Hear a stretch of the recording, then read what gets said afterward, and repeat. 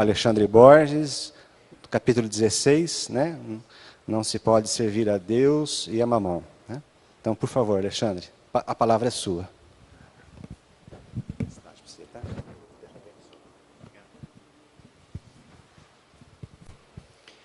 Boa tarde a todos. Então, esse capítulo é um capítulo que ele, inicialmente, quem lê e, vamos dizer assim, leva ferro e fogo, né, fica com bastante dúvida com relação ao que é dito em algumas passagens por Jesus. Mas, para a gente começar, em primeiro lugar, deixa eu só colocar aqui o...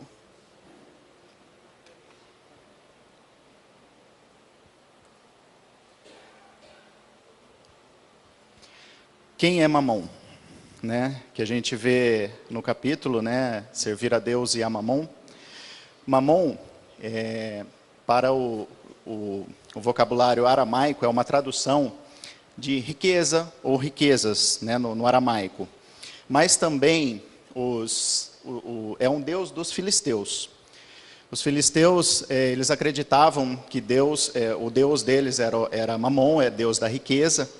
E era um povo que vivia ao lado de Israel. Era um povo muito guerreador, brigava sempre com os israelitas. Eles tinham Golias, né? Na Bíblia tem o Golias, era um filisteu. E era um povo que, na época, eles eram um dos povos mais perigosos, porque era o único povo que detinha a construção de armas usando ferro. Mas mesmo assim foram dominados pelos babilônios, né? E aí esse povo acabou desaparecendo. No capítulo logo a gente tem, né, o que traz o título ao capítulo. Ninguém pode servir a dois senhores, porque há de odiar um e amar outro, ou se dedicará a um e desprezará o outro. Não podeis servir a Deus e a Mamon. O que, na verdade, a gente tem que entender é que nós ainda temos muita dificuldade no equilíbrio dessas duas coisas. Né? Ou a gente tende a amar demais uma coisa ou outra. Então, essa palavra, essa passagem nos traz para a gente refletir sobre o equilíbrio disso, né? Que a gente vai desenrolar aí durante o capítulo. Jesus tem uma passagem com o jovem rico, muitos de vocês devem conhecer, que essa é o que gera grande dúvida para muita gente, né? Como Jesus disse aquilo, né, para um jovem, será que é isso o caminho da salvação? Né? Então, vamos ver o que ele fala aqui.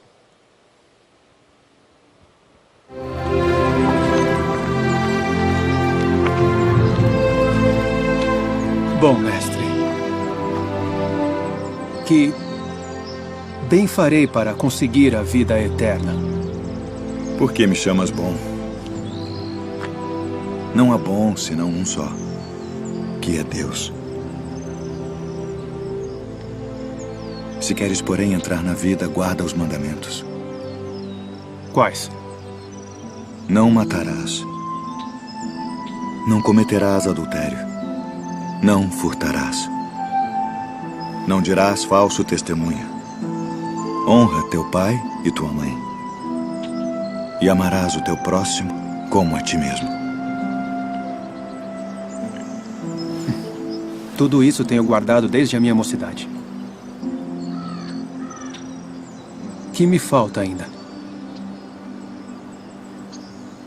Uma coisa te falta. Se queres ser perfeita, vai, vende tudo o que tens e dá-o aos pobres, e terás um tesouro no céu.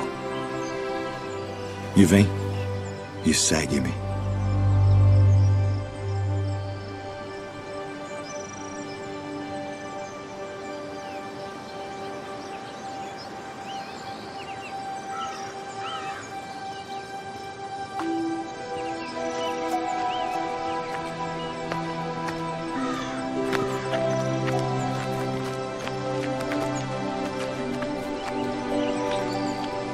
Em verdade vos digo que é mais fácil passar um camelo pelo fundo de uma agulha do que entrar um rico no reino de Deus.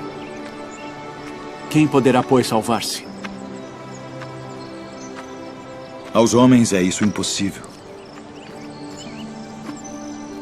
Mas a Deus, tudo é possível. Então, o que Jesus está tentando dizer aí é que quando ele chega, ele fala: o que eu preciso para alcançar o reino dos céus, para eu ser bom, né? E ele fala sobre os mandamentos. E não sei se vocês separaram, até o ator foi muito feliz, a hora que ele fala: mas isso eu já faço. Ele faz uma cara assim: tá, então você quer mais, quer ser perfeito, deixa tudo o que você tem de bens materiais para trás e me siga. Quem olha isso a ferro e fogo, fala assim: nossa, Jesus está falando, ele está condenando a riqueza, a fortuna, o dinheiro. E não é isso, ele está só querendo mostrar o quanto é difícil o nosso desapego disso tudo. Tanto que a hora que ele fala, o semblante do jovem rico muda. Larga tudo, vende e me segue. Acho que na cabeça dele passou como a Ritinha: largo nada, né? E ó, então essa é a ideia, né? A principal ideia do que Jesus quis passar, né, nessa história aí. Então a gente pode tirar disso: a riqueza é um obstáculo absoluto à salvação. Absoluto quer dizer, não tem jeito. Quem tem dinheiro está condenado. O que vocês acham? Não, né? Se considerarmos, né, ao pé da letra, isso estaria condenando o trabalho, né? Porque o trabalho traz a riqueza. O trabalho traz toda essa fortuna. Salvo alguns enganos, né, na nossa história, mas vamos dizer assim: o trabalho honrado, o trabalho honesto, né? Se a gente condenasse o trabalho, nós nunca iríamos progredir, a gente ia voltar à vida selvagem. Por quê? Se não tem trabalho, eu não preciso de nada, não vou buscar nada, para que eu vou trabalhar? A hora que eu sentir fome, eu vou ali, planto uma mandioca, um negócio e acabou. Então a gente não ia ter nada que nos incentivasse a ir adiante, a buscar algo mais. A própria tecnologia, a população cresce, né? A gente precisa de mais terras, precisa de mais desenvolvimento agrário, precisa de dinheiro para isso, precisa de dinheiro para capacitação intelectual, de engenheiros, de todo mundo. Então o dinheiro é muito importante. Estaríamos então, né, em contradição à lei do progresso, se a riqueza não fosse necessária. Proporciona o progresso. É uma prova difícil. Aliás, ela é mais difícil até do que da pobreza.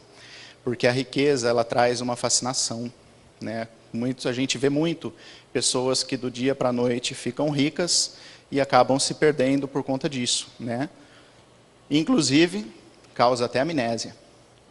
Estranho dizer isso, né? Mas esquecem da família, esquecem dos amigos, esquecem do passado, esquece dos pobres, começa a ter orgulho, né? Começa a ser, às vezes, avarento. Então, tudo isso vem junto, por isso é uma prova tão difícil.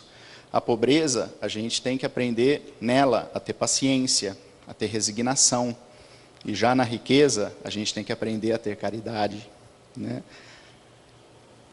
E é um meio de salvação para quem pode usar, sabe usar. Porque se você detém uma quantia, não vamos falar em riqueza, em absurdos de dinheiro, mas todo mundo que tem uma quantia a mais do que o necessário, se souber usar aquela quantia para o bem, pode ser para essa pessoa o motivo da salvação dela nessa existência. O apego, sim, é o obstáculo. Mas o apego, a gente, durante aqui o desenrolar da ideia, que a gente vai falar um pouco sobre o apego também. Que tem muita gente que tem dúvida sobre, afinal, o que é o apego? Eu preciso desapegar de que forma? Né? A gente tem que tomar cuidado que, às vezes, o desapego não é o desperdício, não é completamente diferente. Aqui tem a parábola dos talentos. Aliás, deixa eu voltar um minuto para explicar. O talento, né, naquela época, a gente assimila muito a parábola dos talentos com os nossos talentos. Talentos como inteligência, capacidade de fazer algo que a gente tem. E realmente dá para a gente colocar. Mas a ideia surgiu na época, talento era uma peça de ouro, valiosíssima. eu até estive pesquisando na internet, se a gente for ver hoje, se fosse falar em reais, um talento, uma peça de ouro daquela, equivaleria a uns 60 mil reais. E nessa parábola, o Senhor vai viajar para um outro país e deixa os talentos dele guardados com os seus servos, que é o que tem a ideia dessa passagem. O sonzinho já está no ponto? Vamos lá.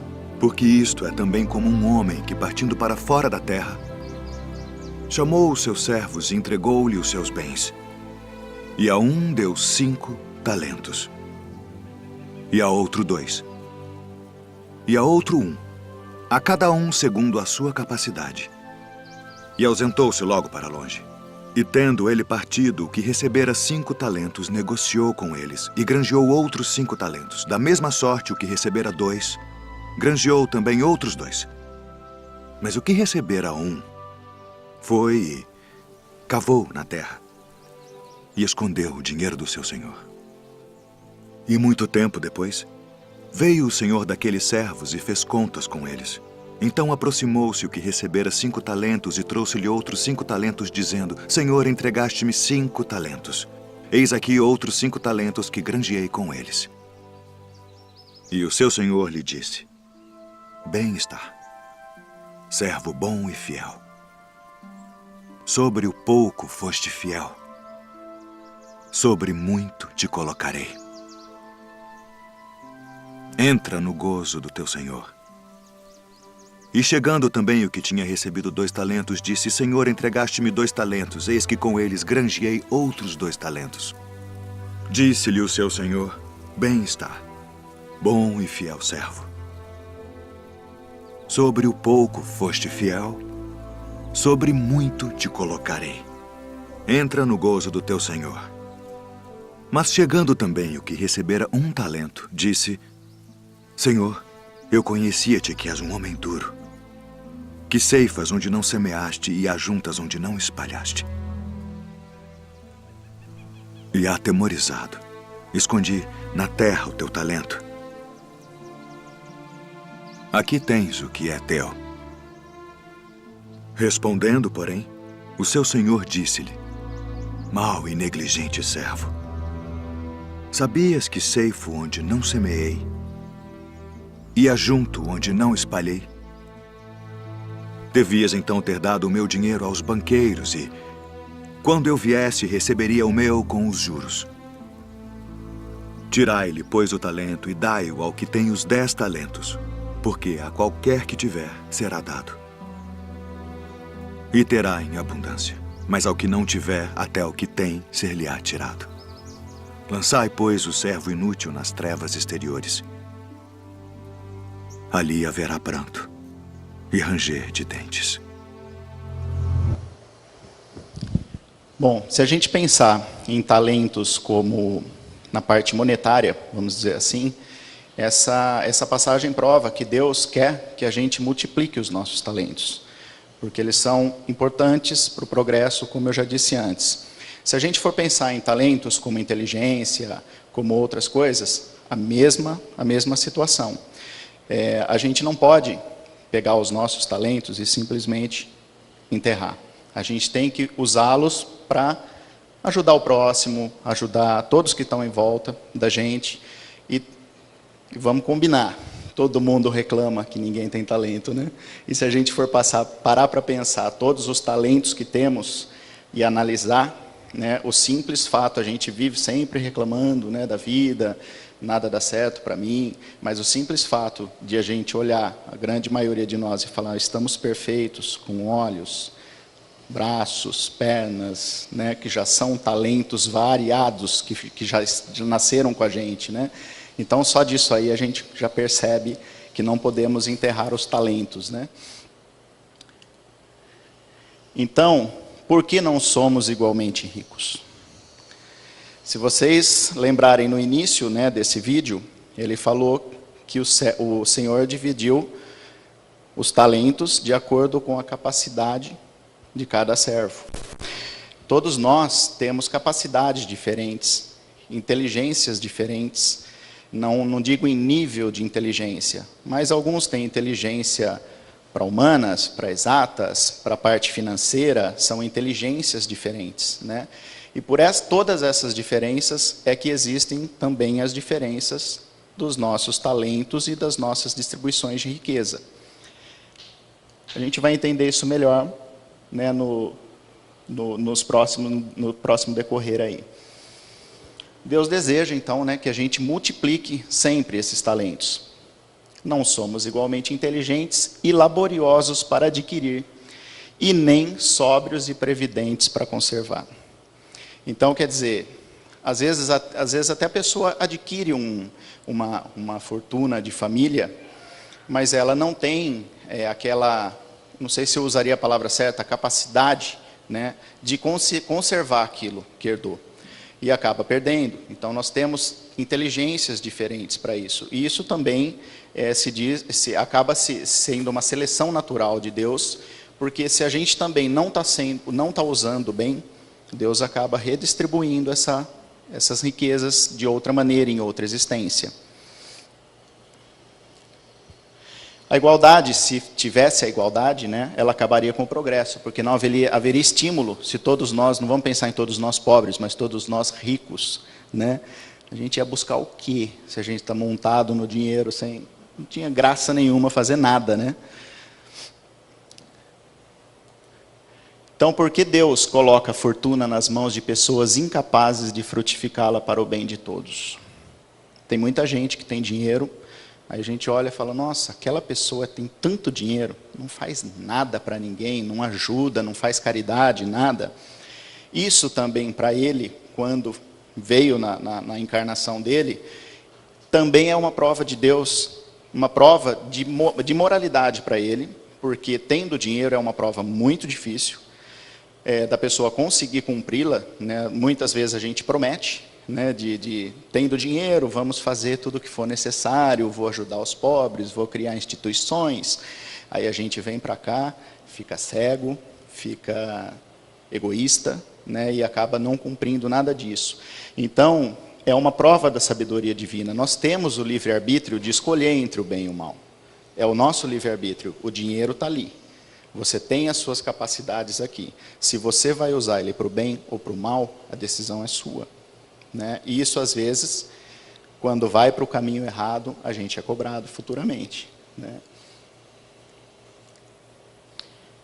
E nessa cobrança, lembrei agora, quando ele fala no fim, né, na parábola dos talentos, ele fala que depois haverá choro e ranger de dentes. Na verdade é o seguinte, a pessoa, quando a gente faz as coisas erradas aqui, quando a gente chega lá, a gente se arrepende. E arrepende muito, né? Então ele quer dizer, aproveite os seus talentos enquanto você os tem, multiplique-os, ajude o seu próximo para que depois não venha se arrepender por isso. É um meio também de prova moral, né? Porque se a gente leva para o lado certo, se a gente leva para a nossa própria também, não é só a doação, o dinheiro também é para a nossa evolução intelectual, para a gente investir em nós mesmos, o crescimento intelectual, seja na capacitação de cada um, porque o homem capacitado é capaz de entender melhor as leis de Deus do que o homem mais sem informação. Então o dinheiro também serve para isso no progresso. E não devemos empregar somente para satisfações pessoais, né? A gente estaria sendo egoísta, né? E muitas vezes sobra, né? Tem gente que tem muito e sobra, mas também não divide. Essa passagem, eu não sei se é Cheveros ou Cheverus, o espírito. Cheveri, não é nenhum nem o outro. Ele fala, eu tive que transcrever inteiro porque eu achei muito bonito o que ele fala. E vamos frase a frase analisando. Rico, dá o teu supérfluo. Ou seja, aquilo que você não vai usar. Faz mais ainda, dá o teu necessário, porque o teu necessário tem também supérfluo. Ou seja, para mim o que é necessário não é o que é necessário para o Eduardo. Não, tenho certeza que cada um tem necessidades diferentes. E de acordo com a possibilidade financeira de cada um, o que é necessário para um, o mínimo necessário, para o outro é supérfluo. E se a gente parar para pensar e passar na peneira o que é necessário para nós, ainda assim tem uma besteirinha ali no meio. Então é isso que ele quer dizer. Dá o teu necessário, porque mesmo assim ainda você não está dando tudo. mas dá com sabedoria. Aonde está essa sabedoria? Não repilas o pranto, com medo de seres enganado. É aquela esmola, às vezes, que a gente não dá, porque fala assim, ele vai beber, ele vai usar droga. A gente já pré-julga antes de saber a necessidade da pessoa que está nos pedindo auxílio. Vá à origem do mal. Ou seja, tenta descobrir o que aquele irmão está precisando realmente. Ajuda primeiro, ou seja, ele está te pedindo dinheiro. Se você achar por bem, dê o dinheiro, mas vai atrás da causa. Informa-te depois, para ver se os seus conselhos ou a tua afeição não seriam mais eficazes do que a tua esmola. Às vezes uma pessoa precisa só de um abraço, né? Então a gente tem esse pré-julgamento, né? Tudo isso são exemplos do bom uso do dinheiro. Não vou nem dizer em fortuna, do dinheiro em si, né? Apego é um dos maiores entraves do adiantamento moral e espiritual. Aí vamos entrar na questão do apego.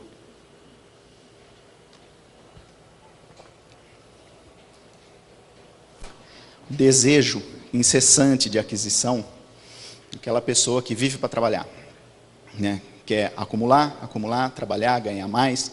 A gente só pensa no conforto, mas quando para pensar, é raro você falar, não, eu quero ganhar mais porque eu quero ajudar alguém.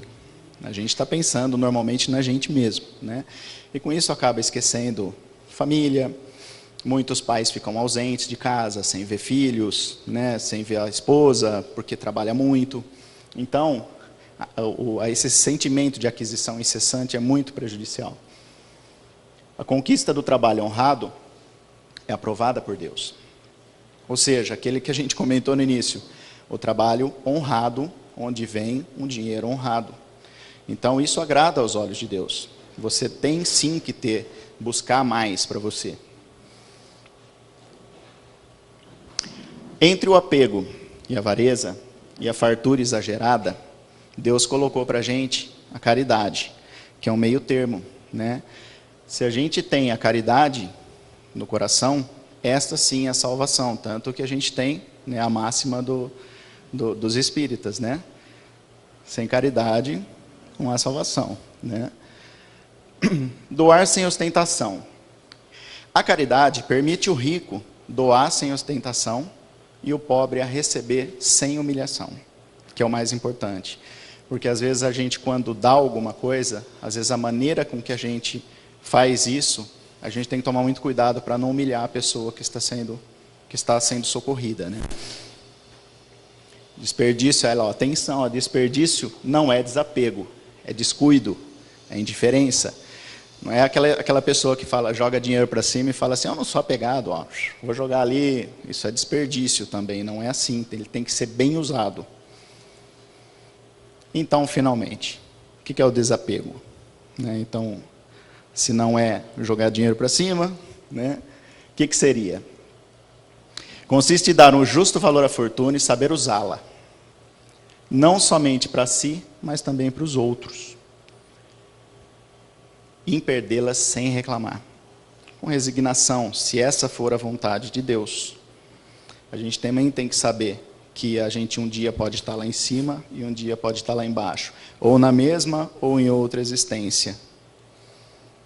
Não sacrificar vidas futuras por ela, pela riqueza, né? Ou seja, cometer desatinos aí só para conseguir a riqueza ou por perdê-la, né? E principalmente, saber que a gente só administra os bens materiais. Daqui levaremos apenas tesouros morais e intelectuais. Ou seja, famoso, caixão não tem gaveta. Nós não vamos levar nada daqui. A única coisa que a gente consegue chegar lá e dizer para Deus que conseguimos é conhecimento, adiantamento moral, todo esse tipo de coisa, menos material. Isso é eu sempre gosto do humor desse grupo aí, e gosto muito de humor, principalmente quando a gente consegue transmitir uma mensagem espírita com uma ideia, né, de humor. Eu vou passar, mas eu não sei se todo mundo deve conhecer a Janis Joplin. ele faz uma sátira, eu diria assim, uma paródia da Janis Joplin, como se ela estivesse no plano espiritual, aprendendo a ser menos materialista. Sabe aquela celebridade que já desencarnou? Aquela atriz, aquele rei, aquela cantora que já se foi e que ninguém mais teve notícias? Pois é, foi pensando nisso que criamos o quadro Por Onde Anda?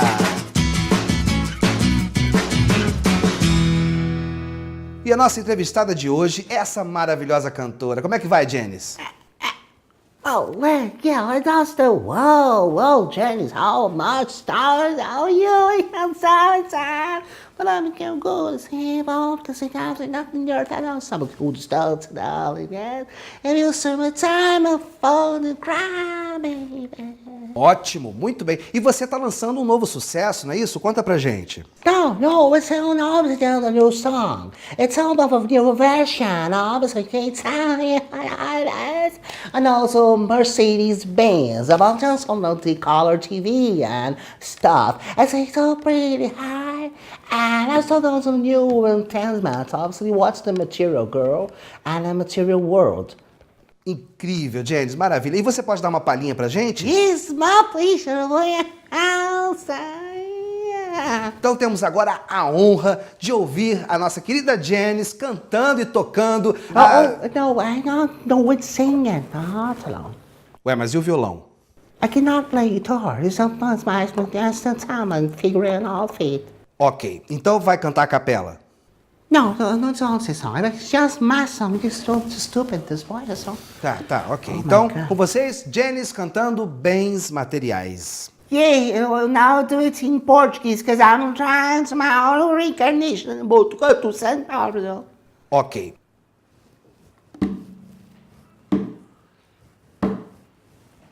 Oh Lord, de que vale ter uma Mercedes-Benz se eu tiver valendo menos que um Corcel 73 na estrada evolutiva, o que me faz correr?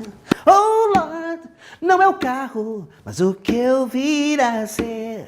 Oh Lord, de que vale ter um iPhone novinho se o que eu falar nele vale menos que um aipim? Ter coisas não é ruim, ser delas que é o fim. Oh Lord, o seu amor já é tudo pra mim. Everybody, oh Lord, thank you so very much. Maravilha, Janis. Olha, essa versão ficou maravilhosa. Parabéns. Oh, thank you. So wish town, so the spiritual time. Então quer dizer que nessa sua vida nova aí no Brasil, nada de Mercedes-Benz, né? No. Então vai andar de ônibus mesmo, né? Yeah. Aquele aperto, aquele negócio cheio de gente, né? É. Calor desgraçado, balanço, né? Você quase caindo, né? Olha aquela fraternidade, todo Oh, mundo my se God. cheirando, né? O CC dos outros. Ô, Janis, que lindo. Uber! Não é fácil, né? Mas a mensagem, né, desse capítulo basicamente é isso. Temos sim que buscar o nosso conforto, buscar com cautela, né, a riqueza, seja lá o que for, né, para o nosso próprio conforto, para o nosso próprio investimento pessoal como intelectual, numa capacitação, seja no que for, mas o mais importante, saber usar para o bem comum, né?